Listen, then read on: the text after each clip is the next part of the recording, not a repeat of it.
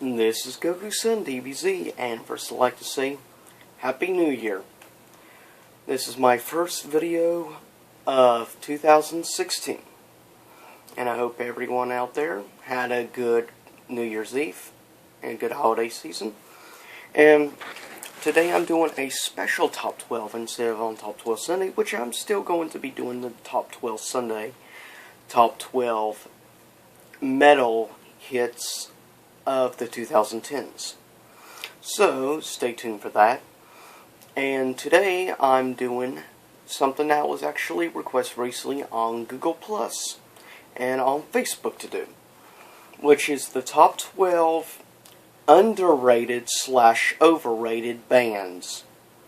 And more or less, of course, it's rock and metal artists, but this is a list based on my personal views of bands that I feel are, as said, underrated and overrated. So there's really 6 of each.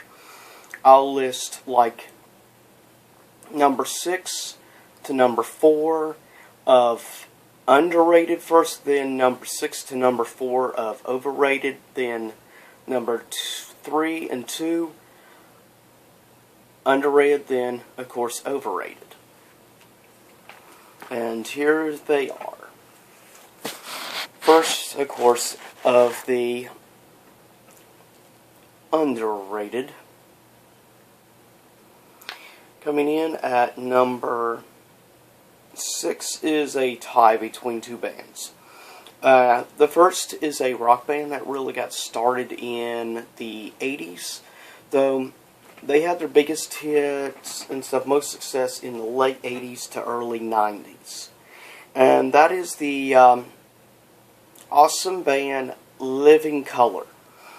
And yeah, as I mentioned, of course, this is based on my personal views, and to me, I feel that Living Colour, yes, I admit, like most people, I love Cult of Personality, but shamefully, Cult of Personality is really the only song that from Living Colour that people actually remember, which is a shame, really. Living Colour did so much great rock music over the years, and it's sad, really, that they're only known for one particular song.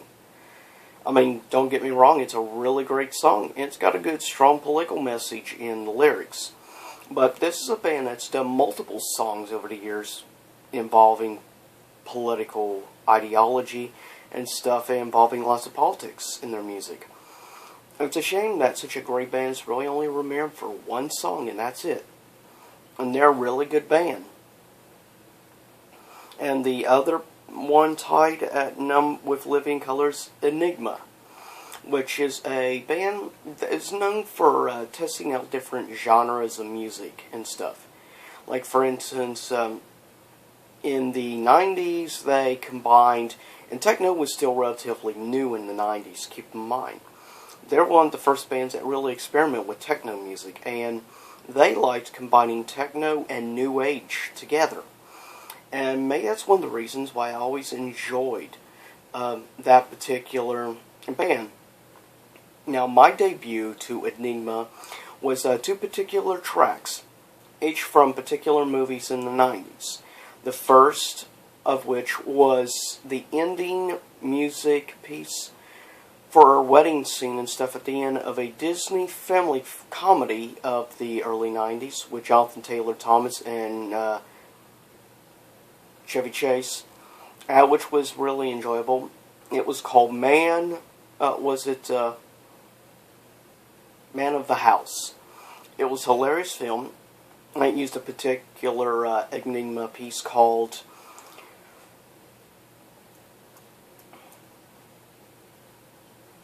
Darn it. Don't you hate when you forget the name of particular songs and stuff, even though you really listen to them a lot?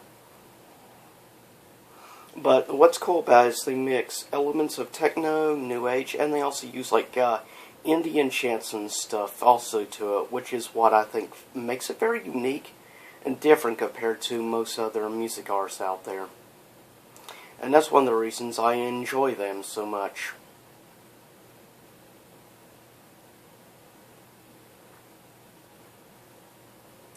And the other piece is from a movie called The Next Cry Kill, which of course had the girl, and they used the track called Dreams. Oh wait, my bad. That's not Enigma, my bad. That's the Cranberries. What am I thinking about? But Enigma's done a lot of really awesome experimental music over the years. And I have to praise them for their experimenting, because you don't really see that a lot with bands. On to number 5 of underrated bands. First is a death metal, well, I guess black metal technically, band, which no longer has their frontman, but for 3 albums they used a particular great metal vocalist called Stu Block. And they really are an incredible band.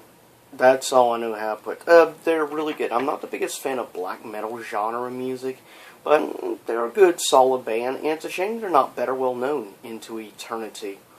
They're a pretty good, strong band. They do have also elements of thrash and power metal alongside with the predominant being, of course, obviously, black metal. Okay, and quickly I want to say, Return to Innocence was the name of the song from Enigma, so I just wanted to point that out. So I'm sorry I forgot the name, even though I love the song so much. They also did great songs like Principles of Lust and many other good songs. And they've done stuff in many languages. But now the other band tied at number 5 is the Christian metal band Demon Hunter, which of course is shamefully not the best well known and is very underrated. I think the reason why most people don't listen to Demon Hunter, though they could rival a lot of the top bands, because they do have elements of power metal. They also have elements of like death metal and even elements of metalcore. So they're really their own style, since they've used elements from multiple different subgenres and genres of metal music to their own unique style, and I appreciate that very much so.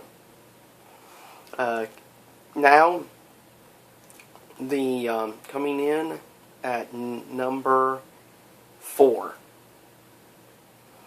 is 2 bands. The first is a British band.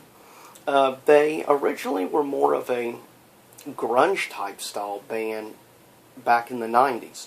And then the new millennium, around I would say 2006 or so, they decided to completely leave the grunge style genre they were doing for years and decide to do a cross style of rock with pop music, a rock pop crossover, which is completely different than the grunge style they once did.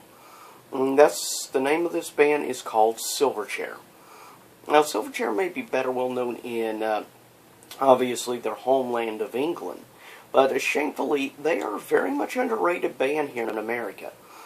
Like, I've listened to 3 of their albums, and I've mentioned them like to a lot of people I know around here, and I would say out of like maybe 20 people I've mentioned Silverchair to, only maybe 1 out of those 20 people had actually heard of Silverchair.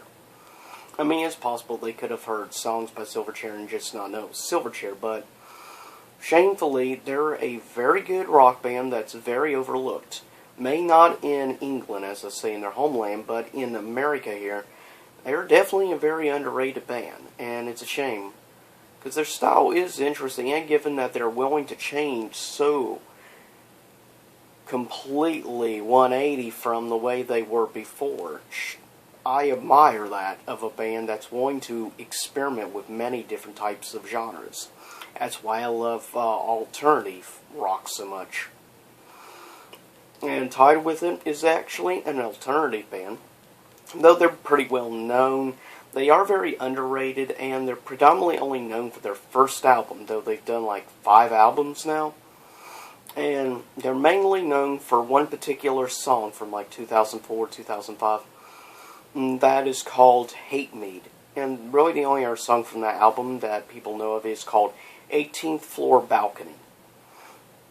And that is the band Blue October, which is probably, now for me, like with alternative music, for my own personal, I would say Blue October is probably personally one of my top 5 favorite hands down alternative bands, at least that are around right now today. Hands down, they are definitely probably number 5 or number 4 favorite alternative band of nowadays.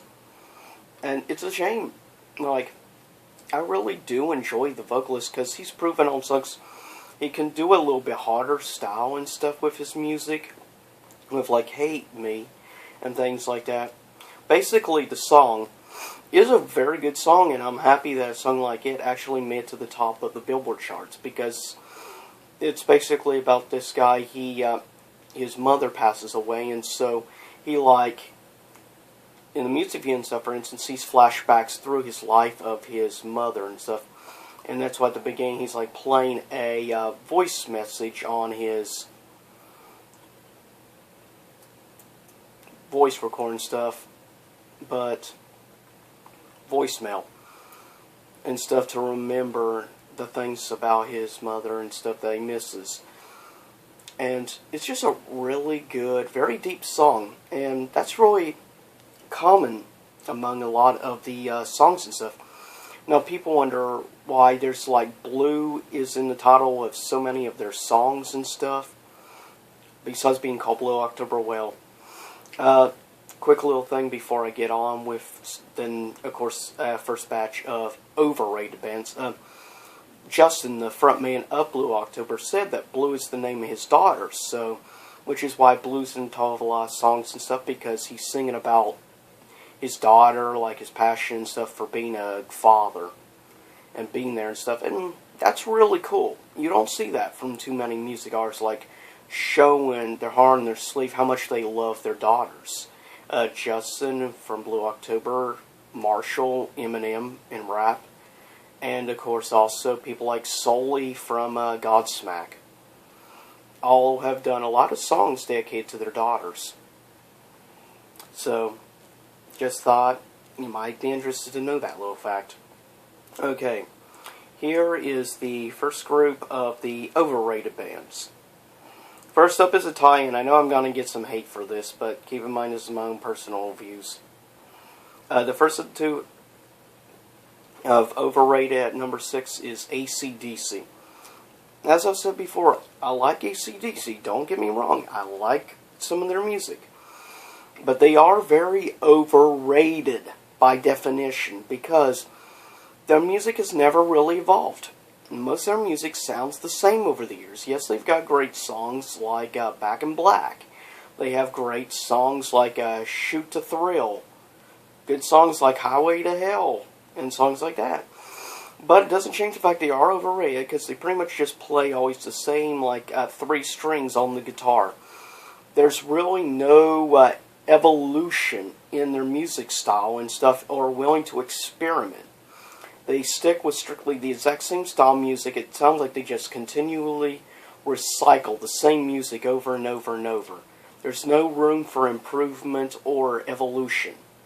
And that's one of the reasons why they come in tied at number 6. And the other band at number 6 that I consider overrated is the best-selling metal band of all time.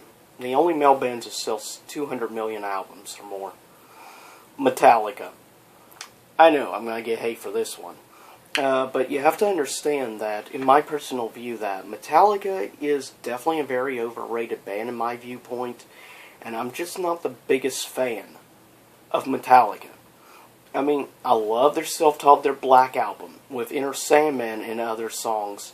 Great album. So was Master of Puppets. Hands down, their 2 best albums in my view. But, come on. All of us can admit, Saint Anger was a crappy metal album. I mean, and over the years, they have kind of gone softer and stuff with their music. They're not the same Metallica people knew in the 80s and early 90s. Let's be honest now. And their evolution, they've never really evolved either, musically speaking. I mean, occasionally they're willing to experiment, but they don't do enough experimentation to keep themselves fresh and new to future generations. They more or less keep the same style, yes. Partially it's to please the main hardcore fan base of Metallica fans, but just because you love Metallica doesn't mean you have to praise every single thing Metallica does. You can admit when they do things wrong. Just want to state that. Tied at number 5. First, these two bands, which is more like a crap metal crossover. That being, of course, the big piece of crap, Fred Durst. And that being, of course, his band, Limp Bizkit. For the most part, Limp Bizkit, or Fred Durst, is a piece of crap, as far as I'm concerned. I mean, when he sings and stuff, and listen to the lyrics of a lot of his songs, he just sounds like a little baby whining about most of the stuff, and as, of course, no evolution. There's really not a lot of work he does on the lyrics writing. That's the major weak point of Limp Bizkit. One is the lyrical writing job, and two is the overall voice of Fred Durst is just annoying as crap. Now, to be fair, there's like maybe 2 or 3 songs I actually do like from Limp Bizkit. So, every about one of us is guilty of liking at least a couple of songs from these really overrated bands. With Limp Bizkit, I like the song Take a Look Around, which is, of course, their metal remix of Mission Impossible theme from Mission Impossible 2, which I very much enjoy that song. It's probably my favorite song. And really the only other song I really like from the band is probably My Way, which was a reasonably decent song done. And trust me when I say I was mad when I first got that album and stuff. Hot Dog Water and the Chocolate Starfish, it's a really, really stupid album name. And yeah, to say the least. But, anywho, next one, tied at number 5, is, trust me, is hands down one of my top, probably somewhere in my possibly top 5, top 6 favorite rock bands of all time. But even I have to face facts when they're overrated, sadly. Since they do recycle a lot of their music too, even though I really love the band. And that being the band that the frontman being, of course, Billy Joe Armstrong. And, of course, that being, obviously, Green Day. Hand down, Green Day, as I said, is like one of my absolute favorite rock bands of all time. But I have to face facts. Green Day recycles way too much of their music over the years. Like, listen to the music, like, from the era of great songs like Brain Stew, Jada and other songs, and also then go to Dookie with great songs like Basket Case, but there are a lot of weak songs also on the album. I think, personally, at least for me, I think their strongest album, lyrically speaking, is probably their 2004 American Idiot is probably their strongest lyrically speaking, though musical-wise, and some of the music is kind of recycled from the other older albums. And the same thing goes for 21st Century Breakdown. Also sounds like they recycle actually a lot of music from American Idiot. And then Uno Dos Tres albums just recycled a lot of their earlier work in the actual sound and stuff. And I'm sorry, sounds like my voice is going a little hoarse. Not sure why, but anywho. So this is to show some of you out there, which of course me bashing Metallica and others, is to show no one is spared from this, even my own personal favorite bands. I have to admit facts when it's facts. Coming in at number 4, two bands. One, I like a few songs, but for the most part, overall, nothing special in the other band I despise. The first one being the one that a couple of my friends like, hands down one of their favorite bands of all time. And I like only a few songs, like Thanks for the Memories, and other songs like that. And of course, that being Fall Out Boy. Yeah, Fall Out Boy, I consider very overrated. Like some of the other bands on this list, they are very much recycle a lot of their music. If you look at the style and like the guitar riffs, the drum work and stuff, the music is better than, say, other bands. But see, that's one thing I'll say. The only good thing I can say about other bands like Limp Bizkit, as I said, overall lyric writing is bad and vocals are not the best, but the actual music work, like the actual drum guitar work and stuff with the band, is incredible. That's the only bright side. But with Fall Out Boy, yeah, they kind of get into recycling their music a lot too, like Green Day, like AC/DC, and others. So that's one unfortunate thing. Okay, here's next. Underrated. Number 3 and number 2. At number 3 is the band Ice Earth, which is hands down my personal favorite metal band of all time. But they're willing to experiment and try new stuff out over the years. Like, of course, also, given they've had 5 different vocalists in the band. I forget the name of the first 2. Like, the first one was only for the first album, the second one's for the second album. Then the third lead vocalist would be my favorite, of course, which was Matt Barlow. Then, for a while, he would leave, and Tim Owens would come in. Tim the Ripper Owens, do 2 albums. Then he would leave, and Barlow would come back. Then Stu Block from Into Eternity, now, for the last 2 albums, has been doing their music, like at Dystopia and Plagues of Babylon. Both great albums. But in general, this is a great band. And this is one of the earlier thrash bands. Most people only recognize for thrash music the big 4. Anthrax, Slayer, Metallica, Megadeth. And of those 4, the main one I actually like is Megadeth. But even they, over the years, haven't done the best in evolution, though at least they've tried off and on to try new things out. I will give them that much credit. But yeah, for the most part with Ice Earth, yeah, they're willing to experiment, try new things out. John Schaefer, which is a master when it comes to doing the guitar riffs and stuff, the guitar work, and the drum work in the band is incredible. Hands down one of the best. They've just managed to have some of the best drummers of any bands. And John Schaefer is probably the best person when it comes to writing guitar riffs and stuff and performing with his guitar music. It's just incredible. And he's great with the lyrics. That's the thing. Ice Earth is probably one of the best metal bands when it comes to their lyrics. Strong lyrics, and I like what they do off and on, songs through albums, carrying on a story called The Wicked story arc, which is really fascinating. Coming in at number 2 is I consider more rock, but they're under the genre of instrumental metal. But I consider them more like alternative type rock metal. But they're incredible. They always constantly evolve. They love their instrumentals, and they have a great vocalist.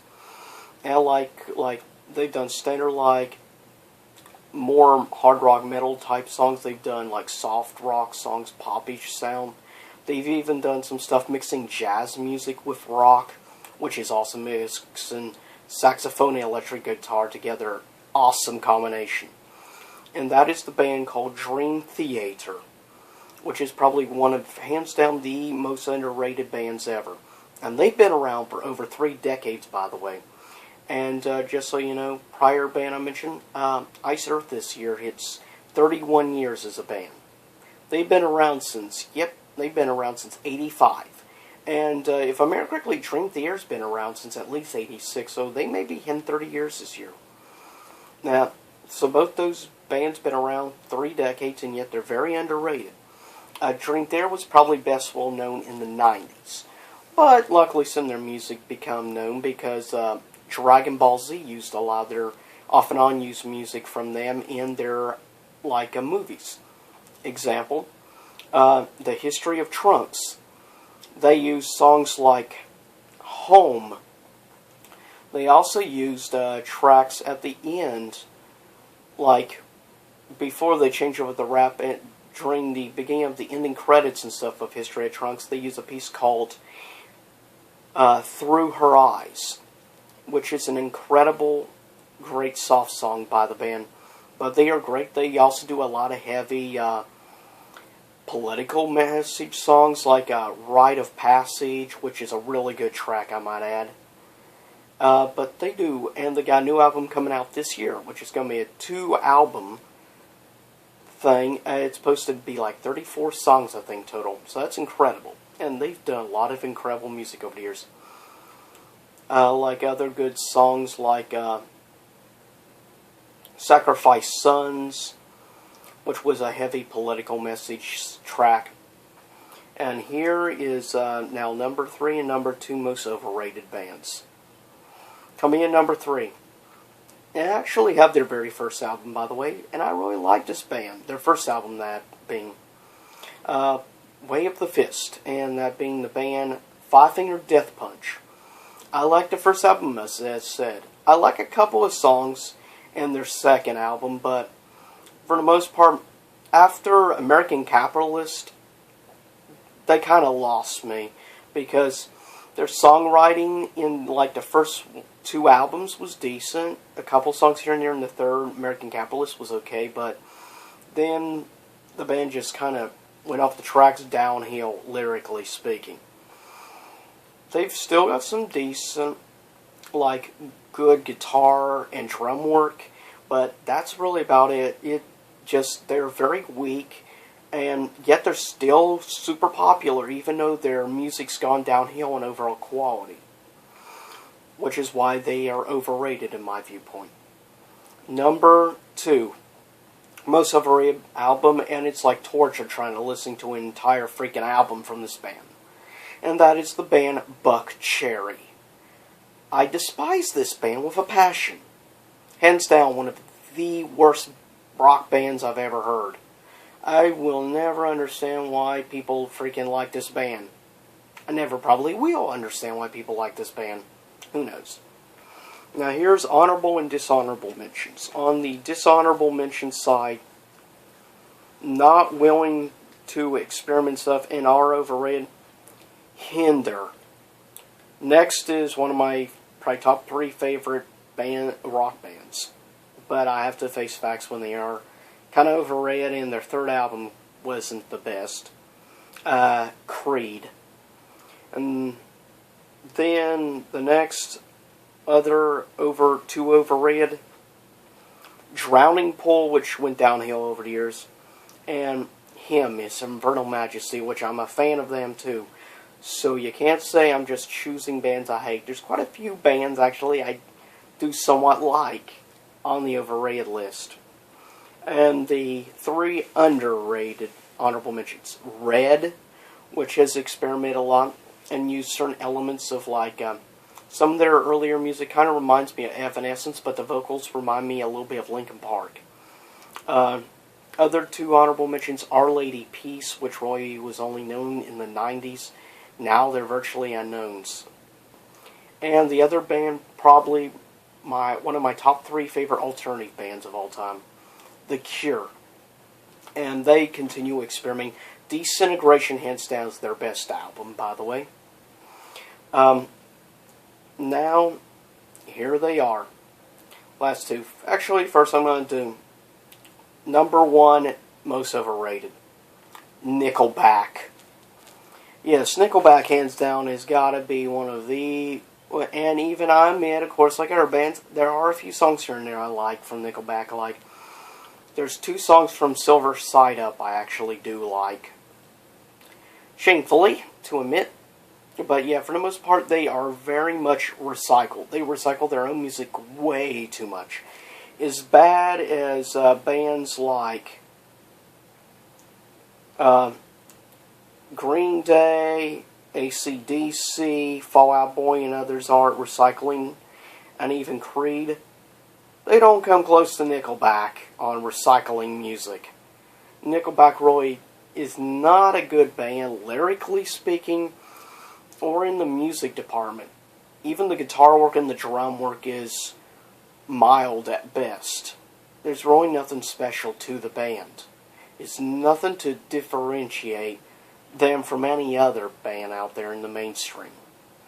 Number one most underrated has done 3 albums, and to put into perspective, All the Right Reasons by Nickelback sold as much. It would take all 3 of this band's albums to sell 3 times over. All 3 of them would have to sell 3 times as much as they have, just to equal the sales of All the Right Reasons. That's sad. And taking 3 times as much as they actually have sold of discography of this band, and that being A Perfect Circle. I can't praise enough this band, especially with their album The 13th Step. Hands down, is an incredible band who has been willing. Shamefully, they've only done 3 albums. Then the lead vocalist of A Perfect Circle is only really well known through his other band, Tool. That's a band where the main vocalist actually made his career. And to be fair, trust me, I'm not bashing Tool. In fact, Tool they're not overrated, but they're also not underrated. They're somewhere in between. But they are willing to experiment with great, incredible albums like 10,000 Days. But yes, A Perfect Circle comes in as number one most underrated band in my view, and most overrated is Nickelback. So there you go. Leave a comment. Tell me what you think.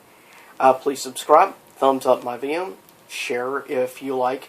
Tell me below who you consider some of the most underrated and overrated bands. And until Sunday, I'll see y'all again here in YouTube land. Peace out. Hopefully someday we do. And I hope everyone out there has a good 2016.